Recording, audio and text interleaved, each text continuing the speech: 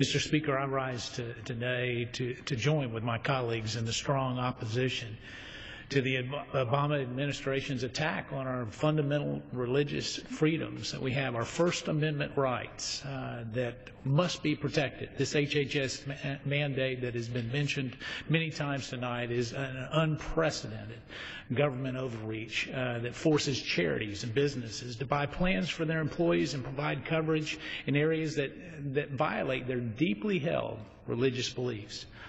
You know, we've already heard about Hobby Lobby and the fact that they're facing fines of some $1.3 million a day just for believing and upholding those values that they have dear. And I'd love to say that I wish that it was just with Obamacare that we're having this attack, but it's not.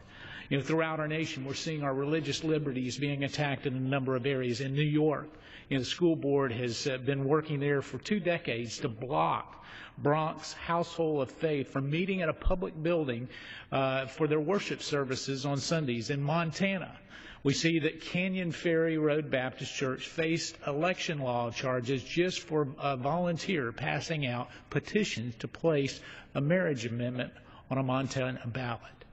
In Louisiana, we saw a federal contractor ordered Calvary Baton Rouge Church to stop feeding people who were left homeless during Hurricane Katrina's aftermath just because the group offered voluntary prayer service and Bible studies. You know, these are painful examples, Mr. Speaker, but one that comes home to me, and I'll share this and close with this. In my home district, a 6-year-old writing a poem about her grandfather who served our country honorably put in there that he prayed to God for peace and he prayed to God for strength. And yet, they wanted to strike the words God from that poem.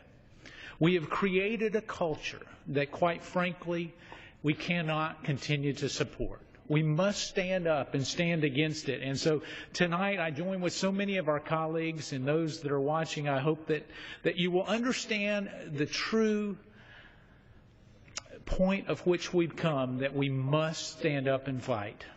In the rotunda of this very building is a painting of a Mayflower where they had a particular person there, William Brewster, who had a Bible open, and the foundation of our country was really about religious freedoms. And we have it there as a reminder of that. To me, that's got a special meaning, because William Brewster, holding that Bible there for those freedoms that we must hold dear, is my 11th great-grandfather. I'm a direct descendant of that, and so today I am here joining with him and my colleagues to say that we must stand and we must fight back and make sure that we protect this freedom and not yield. Thank you. I thank my friend and colleague, and with that I'll yield back.